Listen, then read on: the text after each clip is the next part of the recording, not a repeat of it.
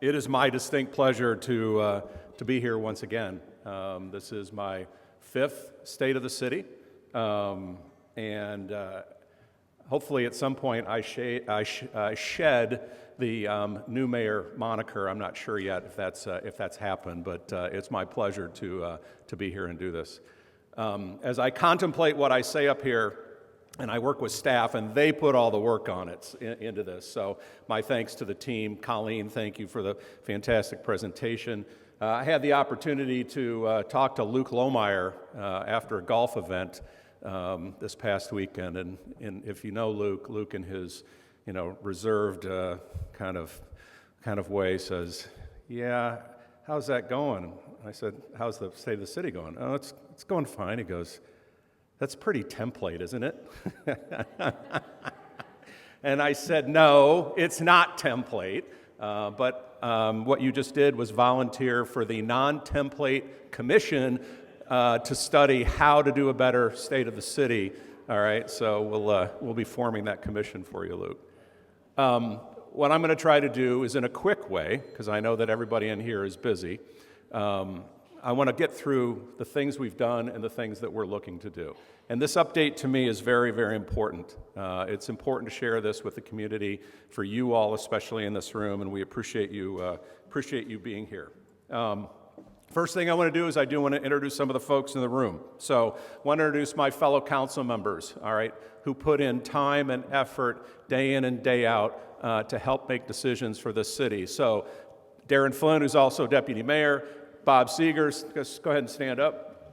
Melissa McMahon, Natalie Ziemba, Tom Neerman in the back there. Greg Hansen couldn't make it. This is the team that drives the decisions for the city. And it is a bunch of folks who are dedicated to the city, number one, and number two, who bring different perspectives and opinions and approaches. And that makes us better. That makes us better as a body, and I couldn't be more proud to serve with that group of people.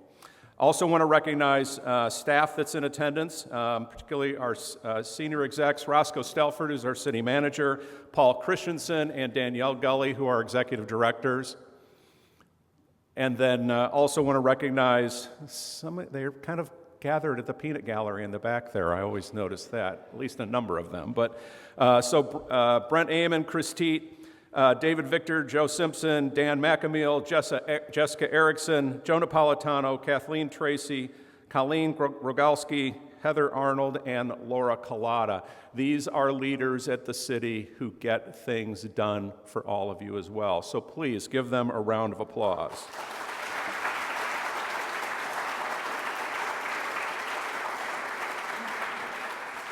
I do want to highlight that four of the folks that I just mentioned are actually brand new to the city in the last year. We like to give them a little shout out and recognition. Laura's our business development manager. She's our salesperson. She's going out and getting revenues for the city that we then plug in to different places inside of the city, whether it's into city scene, it's into opera house sponsorships, or a variety of things. And so her position is to first pay for herself and then make herself immensely valuable. If it was up to me, I'd put her on 50% commission, but that's not the way city government doesn't work that way, but maybe we can have that discussion at some point. Colleen does a great job at marketing and communications for us, and I'm going to talk about marketing and communications in a little bit and the importance of that and how we use that. David Victor just came into the Opera House. How long ago, David? Are we 3 months, 4 months? Remind me. 5 months, thank you. So having David here at the Opera House, we have very big expectations for the Opera House, and he is an outstanding hire for the City of Woodstock. And then Joe Simpson, where's Joe? Joe just joined us in the HR role June, correct? In June. So we're very happy to have him on board with us. And actually, Darren Flynn and I had a project that we were doing that required some input from him, and you knocked it out of the park on a very small thing. So I want to thank you for the work that you did and the work that you're going to continue to do. A couple things about the workforce. Our workforce, listen to these numbers. We're at 156 employees in fiscal year 2006 and 7. 20 years ago, we had 156 employees. 24-25, we crossed that number for the first time to 158 employees. And we currently sit at 161 employees of the City of Woodstock. That is fairly impressive considering we're dealing with 10,000 more residents, a very different environment, both economically, politically, culturally, than we were dealing with back in 2006 or 2007. And we're doing it with essentially the same number of staff. So that speaks to efficiency and skill inside of the City of Woodstock, I believe. And so I want to thank all the members of the city who are here, who work every single day to make us better. So our goals, what are we trying to do? Those can be platitude words or they can have meaning. And they have meaning to me and to council, and they have meaning to staff. Our goal is to push for continued good, high-quality growth in the City of Woodstock. One of my big focuses when I came in as mayor was innovation. Okay, I'm a private sector guy. I always have been. I look at government probably the same way a lot of private sector folks look at, questioning efficiency, innovation, how are we getting things done? Now, there are headwinds and rules and things we deal with in the government setting that I can't completely change, but there's absolutely things that we can and have done to be more innovative, to be more creative, and to be more efficient. And so that's going to continue to be a focus for us. And then quality of life, okay? All of us are vested in this community. It is absolutely paramount and critical that we maintain the quality of life of the City of Woodstock. All right, so I want to start out with some really big news to start with, okay? And yeah, I had a grandson a month ago. That's big news. Thank you. Yeah, don't clap for me because I don't really do anything. That's the great part. And Kim actually normally attends these. She was not able to because she had a last-minute request to do babysitting of our grandson, so she is not able to join us. The big news for us is Route 47. And it's not even the big news that ground is breaking next April. The big news, which has leaked out in some places, which is fine, the big news is that we secured a $10 million grant from the state of Illinois. This is a very, very big deal. We felt going into this we had maybe a 20-25% chance of getting it. We were asking them to provide money for the city portion of the expenses of Route 47. The state covers the road. That's what they do. If we want it to look better with some upgrades, good-looking bricks, stuff like that, at crosswalks, etc., better lighting, then we got to pay for it. And when you open up the road, you replace the water and sewer. That's just good government and good efficient ways to do construction. Well, those costs went from an estimate of $6 million in 2019 progressively upwards to $16 million plus last year. So we were sitting with a $10 million deficit on that road. And IDOT last year handed us a contract that said, do you want to build the road or not? You have to commit to it. And part of committing is committing to the $16 million. Okay? Now, we had contingency plans for how to do this, all right? But it would have involved new fees on residents, okay? And it would not have been property taxes because there is no tolerance for property taxes. It would not have been sales taxes because we don't have, in my opinion, any more room to mess with sales tax, okay? It would have ended up coming out of water and sewer fees, okay? That would have been the recommendation, and council would have had to wrestle with that. But it would have been a significant increase for residents in the city of Woodstock, upwards of 50, 60, 70% over the next 8 to 10 years.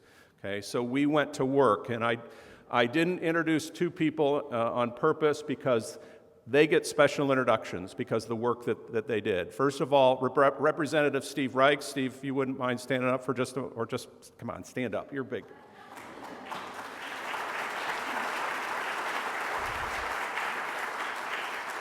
So Steve and our other representative, Senator Craig Wilcox, went to work for us and with us down in Springfield, all right? And that's not an easy place for two Republican legislators to necessarily move things through, all right? We're fortunate in the City of Woodstock that council is nonpartisan. You can take a guess as to who is what, but the great thing is we don't run to our corners, and that's not the way municipal government in this city works, and I'm proud of that. But we can't change the way things work at the state and federal level. So the way things work at the state level is a little different, all right? Steve and Craig were advocates for us within their leadership and across the aisle to leaders on the other side. All right, he played a central role along with Craig Wilcox in advancing what our ask was and in making this successful. Then the last person that I want to recognize, I actually want her to join me up at the podium up here. So Joyce Narduli, please join me up here.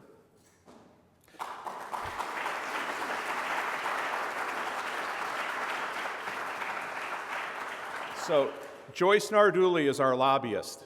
Okay. The first time I heard we were going to hire a lobbyist, 2014 roughly, right? That was at Brian Sager's, Mayor Sager's request and idea, because we were desperately trying to get 47 built. And we needed an advocate for us down in Springfield. And yes, there was a cost to it, and it's public. You can look and see how much it is, okay? It's roughly 60 grand a year. It is the best $60,000 per year that we spend inside of the city for the most part, or at least it makes the top lists, because Joyce is our eyes and ears. She is our constant presence in Springfield. Joyce doesn't just know where the bodies are buried down there. She knows who put them in there, okay? Joyce knows everything and everyone all the time in Springfield. And if you want to watch a magician at work, a professional at work, who gets things done for her clients, Joyce Narduli is the poster person for that. She has been, for me as mayor, a valued partner and guided us on very difficult but invigorating and frankly fun meetings. I do enjoy going down. I know you enjoy your job when you're down there. And the things that we've done, the people we've talked to, we don't get in the door to talk to the Senate president. We don't get into the door to talk to leadership, okay, unless Joyce gets us past 3 levels of very, very tough administrative folks who run the offices for each of those senior leaders down there. And some of the best meetings that we had actually is when we're walking through the halls of Capitol, or on the way to the office building off the Capitol, or in the cafeteria or wherever. And Joyce will grab me and say, hey, there's so-and-so from Chicago or from downstate or whatever. And I'll say, okay, I'll turn to her. And it's so terrible. I'm like, okay, what do I say? The point of that question is, okay, how much time do I have? What's their key points? Because she knows their key points. She knows the key points, and she tees it up for me, and then I hit it. And it's been a great partnership. Joyce Narduli is a $10 million winner for the City of Woodstock, plus $60 million for getting 47 to begin with. So a final round of applause for her. Thank you.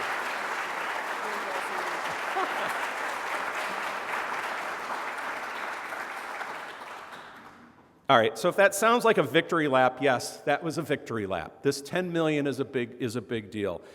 We were selected out of 2,000 different applicants to get this money. We got the maximum municipal award of $10 million, and it will save this community $10 million. Okay, that's worth a victory lap. I'll stop here in a minute, but we're taking that lap. And to all the people who went with us, the council members who went with us, staff who went with us, the staff who prepared the materials for us when we went down there, that played a huge role as well, right, Joyce? Meaning we didn't come down as some hayseeds from McHenry County. We came down as a professional organization, and we got people's attention, and we made this all happen.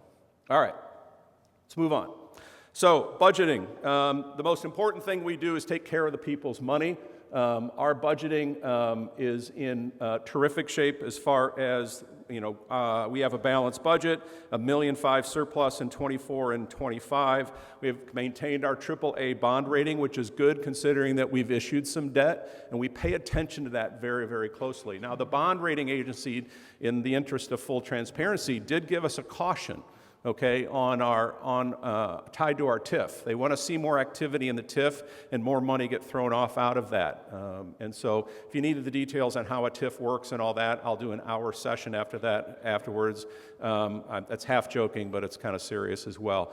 The bottom line is that if they were having issues with the debt that we've issued for projects lately, they would have knocked us down a notch, but they didn't. They maintained our AA, and that's really important to us. The other thing that's going on in the current environment, all right, is on the right-hand side there, grant activity. We have pulled in $23 million of grant money in the last 2 years. That's extraordinary for a community our size. So I read things and I hear folks say, oh, God, Mike, you're spending like a drunken sailor. And that's just from Roscoe. He didn't deny that. We do talk about spending, okay? And we keep an eye on it. And we've maintained our balanced budget, as it's mentioned. But we've also spent some money. And we've spent some money from sources that a lot of it comes from elsewhere, and that's kind of the way the world is working right now. The federal and state government are giving out a lot of awards and grants, and in order to get things done, you've got to go to the table asking for those things. We've been very successful at that, and that's a good thing for the community. Okay, our focus continues to be on economic development. There are still headwinds in the state of Illinois on the economic side, but I'm going to show some businesses that have recently opened and highlight a couple of them where we've been able to get some wins and successes. But we're going to continue to focus on economic activity, and we're going to continue to focus on high-quality development. All right. I want to highlight Lennar because they are building. They've got roads and infrastructure in place. They've got 35 units in progress. They're actively selling. They recently came back to us and asked us to change or allow them to have more 3-car garage units, which is a good thing. Those are bigger homes, all right, and typically folks that have more people, more income, and also pay more property taxes. When Lennar is built, it's going to spin off first year $3.4 million of annual property tax revenue. That's a good thing, and then that just continues into the future. We continue to need and will continue to focus on residential development. I would love to see infill development in Apple Creek and get that thing taken care of, and I'd love to see other good high-quality development occur. It's not without debate and not without concern. I absolutely recognize that, and we try to be very smart in how we do development. But the economics of this city require us to continue to grow. We want to grow in smart and good ways. So I mentioned businesses. We've had a number of new businesses that have opened recently in the city of Woodstock, and I want to thank all of them. I don't care how big or small they are, for choosing Woodstock and working with us and locating here. Give these businesses a round of applause.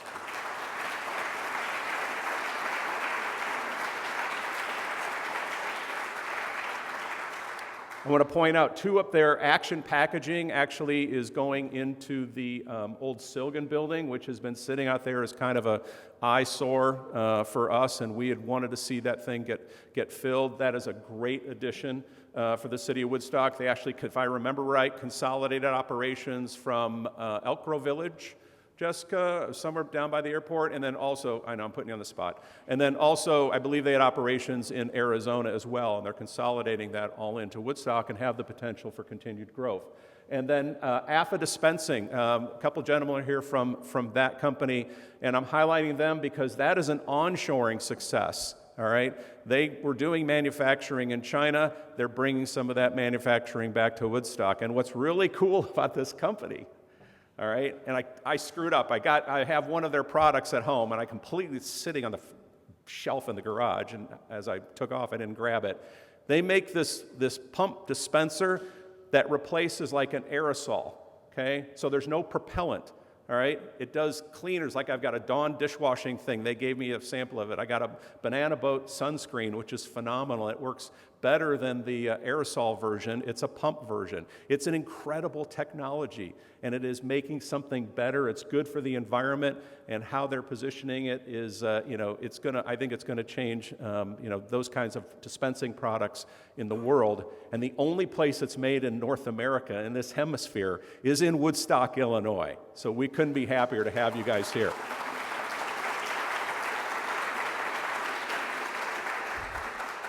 So some quick stats on job growth. Job growth in the city of Woodstock in 2024 was 1.71%. We'd love to see that higher, but I'm happy that it is going up. And compared to McHenry County and the Chicago MSA and the state of Illinois, we're actually beating out what their trends were. We've got some new businesses coming up in 2025 as well. We thank all of those folks who are investing in Woodstock. I will address one little elephant in the room, what's going on with the Brat House. The Brat House is signed, sealed, delivered, and in, okay? They're coming to Woodstock, okay? There are some ADA and design issues that we're having to work with them on the building next door. And so that won't be completed until roughly March, April, Roscoe, approximately. So, but the good news, they're coming. And I've heard a lot of, oh, they're not coming, oh, what's going on? They're coming. And they're great people, and we look forward to them being here. Some other economic indicators: unemployment rate in the city of Woodstock, 4% lower than the national average, that's in July of 2025, a decrease of 1.2% since, for this year. And Woodstock job growth percentages, went too far. Woodstock household income, I should say, job growth, as I mentioned, is 1.71%. We'd love to see that a little bit higher. Median home value, 5% increase at $334,000 average. That's a good thing. Realtors in the room? Yes, good thing? Yes? Yes? Okay. And median household income, because ultimately income drives everything. And so we've got some good indicators and trending in the right direction there. Okay? Streets. Is this an issue? It's not as much of an issue as it used to be. I see Kate Holm in the back laughing. I do watch people in the very back corner as well. So streets. Number one or number two issue I hear. Okay, streets or bag tax. It's kind of both. Streets. We just completed or are completing this year our 5th year in a bond that we did. And going back to 2020, you see the total amount of surface resurfacing. We did almost 50 miles in the city and pushing over $48 million worth of expenditure. We have a total of 121 center mile lanes in the city of Woodstock. So we got to 40% of them represents about 35% roughly. When we initially started doing this, folks, I'll tell you, we thought that number was going to be about 70 miles. And construction inflation over the last 3 years has just made the ability or the cost of doing a mile of road to be significantly greater. Right, Christine? And so we've had to manage that. But we still got a significant portion of our streets done. Now what we have to do is maintain them. Okay? And I'm very pleased to report that one of the things we do is we're always looking at technology, not just in the places you think we'd see it in IT, but we're also looking for it in other things that we do. Streets and street repair and street maintenance is one of those things. We have a product called Reclamate that actually goes onto the surface of streets, which extends their life. I love the picture that was presented to us at council on the right-hand side, paved in 2008, paved in 2007. One was treated with Reclamite, the other was not. So Reclamite is going to be and has been part of the tools that we use. And we push staff constantly to find ways to be as efficient, innovative, and use technology so that we can make our streets last much longer. Okay? All right. Let's talk a little bit about some of the other things in our community. Waterworks. We've had some, overall, just some great growth and utilization of our recreational facilities, okay? And it's worth pointing out, that what we do from a waterwork, or what we did for waterworks in 2025, we actually had a 7.8% increase in the number of passes that were sold, over 3,100 passes sold, and our all-time season high attendance at Woodstock Waterworks for the entire season, 45,449 people coming to Woodstock, or residents that used our facility. Our rec program, we've got a new rec director. Mark Pentecost he's been here, what, year and a half? All right, so that's like old now.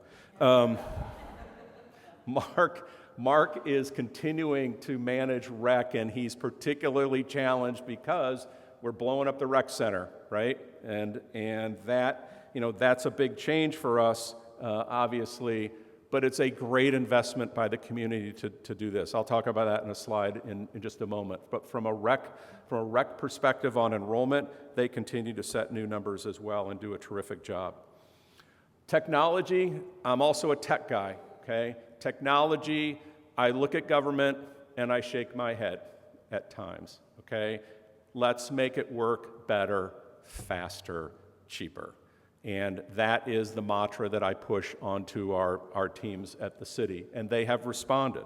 All right, we are looking and introducing AI into some of the things we do, even though AI is like this term that, everybody talks about it, you're doing AI, well, what is that? So we're looking at ways to do that for both internal processes and how we interface. If somebody asks a question on our website, they'll get an automated response. I know sometimes those are annoying, but other times they get the answer really quick and they don't cost us a dime to produce the answer. So if we can introduce that kind of technology into the city that you see at Apple and Google and Microsoft and everywhere else, then that saves us money, and we deliver the same product. All right, we're going to continue to focus on that, but never lose sight that we're a people business and that our residents demand interaction with us, when needed and when appropriate.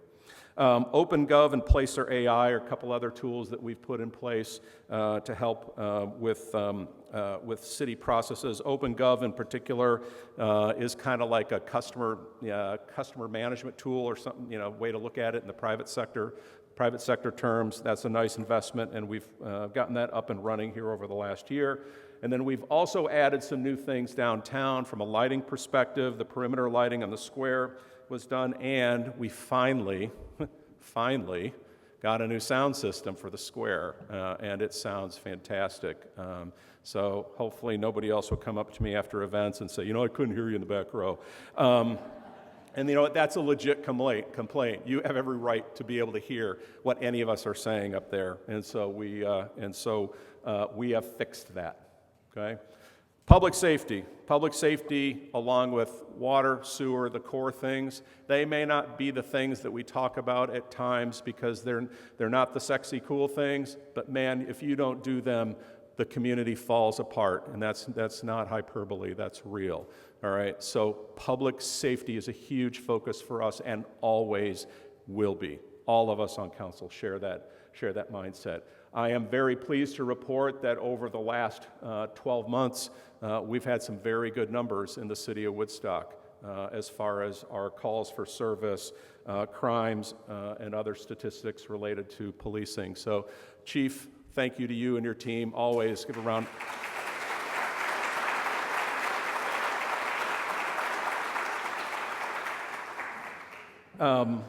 The decrease in number of crashes by 26%. That enforcement, policing, you think? Enforcement, technology in cars, focused drivers here in Woodstock. Okay. So it all plays a part. All right, very good. Well, thank you again. It's great when I don't have to spend a lot of time talking about crime and other stuff. Just knock on wood, because that's not something we want to talk about. We will deal with it very quickly when we see things happen, but I couldn't be more proud of the men and women at the Woodstock Police Department and having even a minimal role in being able to work with them and to work with the chief. All right, facilities. Boy, we did some cool stuff this year, and we were fortunate to get some grants to allow us to do these cool things. The intergenerational playground, I mean, wow, what a gem. What an absolute gem that will last for decades in this community and puts us on the map and serves people. It serves people in the community. It serves visitors that come here. We couldn't be more proud of what we see there. We did Olson Park, pickleball, tennis ball courts, sidewalks, did a complete kind of redo of Olson Park. Very pleased for that very long time community park. And then our Dean Street Rec. I have had more people come to me with more positive comments about what we did in moving, creating, and putting a great space together. Mark Pentecost, and to all the staff, Public Works and others who helped do that. Great job. Thank you.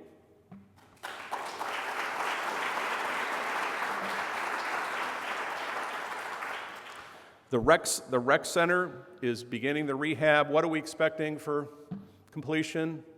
Mid next year? End of next year? Next fall? Okay, very good. All right, Opera House. The heartbeat, the heartbeat of the heartbeat, if you will. If the square is the heartbeat, the Opera House is a subcomponent of that when it pulsates and it's cranking, then everything around it is cranking. And we know that. We want to continue to see growth, new programming, bigger programming. I say the sky is the limit, okay? We need to create activity in that building, and it is now set up to handle acts and opportunities for far into the future. The amount of money that we put into it, it is a $4.2 million renovation. We got 2.96, basically $3 million of 4.2 is paid for from elsewhere in order for us to make the major changes that we've done to the Opera House. If you haven't seen it, or once it is fully open, please come in and take a look at it. It is well done. It looks historic, but it's modern in its feel and in its function. And so we could not be more proud of that. And now it's time to monetize it, right? Yes? Yes? Bob Seegers? Yes? Okay. All right. All of council wants to do that, but Bob is just more intensely focused on it. All right. So what do we got? What do we got coming up? What's our focus? Commercial real estate is still a big, and commercial opportunities, business opportunities are still a very big focus for us. Inventory, commercial real estate vacancy is relatively low for us. Not relatively low, it's low, including downtown vacancies are in the 2 to 3% range. So we feel good about where that stands. The hotel in downtown. This has been kind of not on again, off again, but inside City Hall and for us on council, I've been feeling good, then I feel bad. Then I feel good, then I feel bad. Now we're feeling good, right? Okay. That's because of the financing. The financing for the hotel folks has now started to look brighter than where they were. The entire world works on financing, okay? If the money's not there, nothing gets done. And so the people who are doing this have to go out and find the money in order to finance the project. There has been a shift, and I know the community is aware of this, from what was cobblestone to country inn and suites. When that happened, I kind of, little eyebrow raise, because, country inn and suites is it's the 40-year-old building in Toma, Wisconsin on the interstate, right? That you're like, that doesn't look that good. I'm not staying there. I'm going to go to the Holiday Inn Express or whatever, right? So nothing against the country inn and suites people if somebody's here. But I don't want, and we will not accept the Toma version, okay, no, I'm beating on Toma, Wisconsin. We will not accept the Toma version of the country inn and suites in downtown Woodstock, okay? Country inn and suites wants to come in, fantastic. Your redevelopment agreement and your plans that we approve is going to look good, okay? It has to blend in. It has to be something that lasts. And if that's the case, then I'm 100% for it. I believe that we'll get there. So if they get the financing wrapped up, this project will get moved forward. And gosh, it's about time, because hotel in downtown is something that we continue to hear about, and I want to see that happen as much as you all. Diecast. All right. It's timely. So 2 Mondays ago, so a week ago yesterday, we actually had 2 very high-quality firms come in, development firms, real estate developers come in and do presentations to the city council for the purpose of us as council giving a direction to staff onto which one to get into a discussion with on a development agreement and to do drawings, okay? We changed our process a little bit. The folks before this, CHR, good crew, good plan, financing fell apart. They were dependent on federal tax credits, and that fell apart. So as much as it annoyed us to death, and trust me, it did, we had to go back to the drawing board. Fortunately, that drawing board was reimagined and was done in a totally different way, and because Jessica Erickson has contacts in the industry, and that's one of the reasons we hired her and we're excited about her, she helped make this happen and get these two firms to the table, vetted and presenting to council, and now we're going to make a recommendation, and over the next 2 to 4 months, staff is going to put together a redevelopment agreement and a conceptual plan to bring to council, and then we'll make a go, no-go decision. But Jessica Erickson and to the entire team, thank you for the work you did on getting us to this point.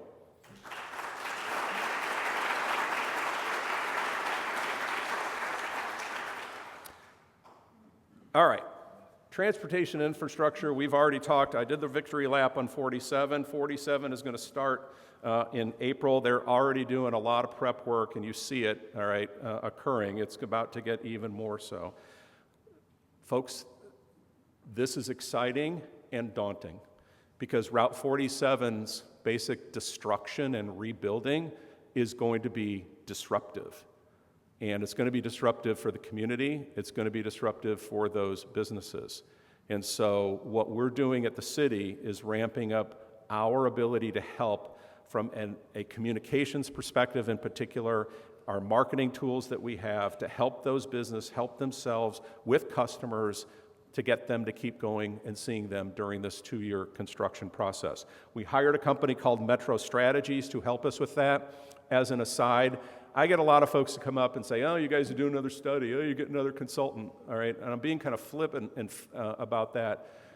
The reason we want to bring somebody in from the outside is because they've been through this with other communities. Why not spend 30, 50, 80 grand or whatever the number is to use somebody that's gone through this before when we're trying to manage multiple millions of dollars of people's businesses and lives during a 2-year process? That's just good expenditure because those folks have done this stuff before and they can advise us and make the process a little bit better. And so I fully support smart use of consultants, and this is one of those that is really top of the list. So we're going to be engaging with them. And what I ask the community, and you'll hear this messaging from me and from the city overall, you have to continue to support those businesses on 47, even if it takes you 15 minutes to get in and out of that business. You have to. If you're supporting them now, if you're already a customer, you have to support them over the next 2 years. If you don't, we will end up with 50% vacancies there, okay? It's not fact, all right? I'm just throwing that out there, but that's the risk. So, as a community, we're going to have to step up, and we're going to have to focus on helping the businesses on 47 during this period. And when it's done, we're going to have a fantastic new way through Woodstock and solve the traffic problems that we have there. The rail yard, Metro Rail Yard. So I was whispering with Joyce that if the Bears, all right, and I hope they go to Arlington Heights, I really do, for this city, I hope that they do. And if they do, then Joyce has a new project to partner with me on, and that is asking for money for the Metro Rail Yard expansion. That is in process, but dealing with Metro, Union Pacific, and all of the parties involved, federal government, DOT, state, IDOT, complex, and we're asking for a lot more money. It's probably a $160 million project. County's already committed $20 million of it. Very little coming from the City of Woodstock. It's not our project. We don't have the means to do it. I need state and federal funds, okay? So we're going to put Joyce to the test again, okay? And we're going to be down in Springfield. I would imagine that we will be there in the February-March session again, right? And making the rounds, and this will be topic number one especially if the Bears are going to Arlington Heights. So it's on scope for us. Metro Warming Center, that's good news for us, a small thing, but boy, that's a quality of life thing. We're very glad that we got that taken care of. We continue to focus on infrastructure. And again, I said it's not the sexiest thing we do, but it's the most important thing we do. Brent Amon, all of our public works people that deal with water and sewer in this city, all right, we stay on top of this stuff because if this fails, nothing else matters. And I'm very pleased to say that we're in great shape, and we continue to invest, including water main replacements, and we're doing a new water well up by the treatment plant on Seminary Avenue up near Bates Park. We're challenged with some unfunded EPA mandates. You've heard this from me before. We had to pull the trigger on phosphorus removal, so we're spending $4.1 million of your tax dollars on improving our phosphorus removal at our water treatment plants. We had no choice on this. I question whether it was absolutely necessary because, frankly, to be honest, the phosphorus that comes off of farm fields is substantially greater than what is coming out of the city of Woodstock before the upgrade that we're doing. But that's a decision far removed from me and from the city government, so we had no choice. We're spending $4.1 million on doing that. But when you hear about these mandates, folks, these are not things that happen elsewhere. They happen in your own backyard, and this is an example of it. Lead service lines, we're in the process of replacing lead service lines and are funding that at the city level. Ultimately, it will be a $13 million plus expenditure by the city of Woodstock to replace those lead service lines. We don't have to have it completed till 2042, but as they come up, we actually have, whenever there's construction and we see it, we actually have to go ahead and fix it right then and there. So what's the lead service line cost us per year, roughly? $500,000? $500,000? Okay. So that's $500,000 we're not spending elsewhere. I can do another hour after the TIF. I can do an hour on lead service lines and why it's not. And Kate, I'm going to sign you up because you're laughing back there. I can do an hour on lead service lines. All right, and PFAS and PFOS. Another good intention. Question whether it's really necessary to do. We're not spending money on it yet, but we're very likely to have to. And I don't remember what the total. We don't even know the total number there to do this. All right, this is still TBD, but we got our eye on it. We have to. Other facility upgrades that we've got going on. We've got this great project over at the library called the Peoria Roots Project. I mentioned the rec center renovation, $8.5 million renovation, backed by $2.8 million worth of grant, $2 million worth of city reserved. That's the Biden money, right, Roscoe? So remember the Biden money? Everybody got Biden money back in 2021. We are taking $2 million of the money that we had actually set aside for this particular purpose. And then, as you all know, we raised sales tax earlier this year. And that money goes directly and explicitly to redoing the rec center. A $8.5 million expenditure for a brand new rec center, which is essentially what we're getting, brand new, more modern, okay?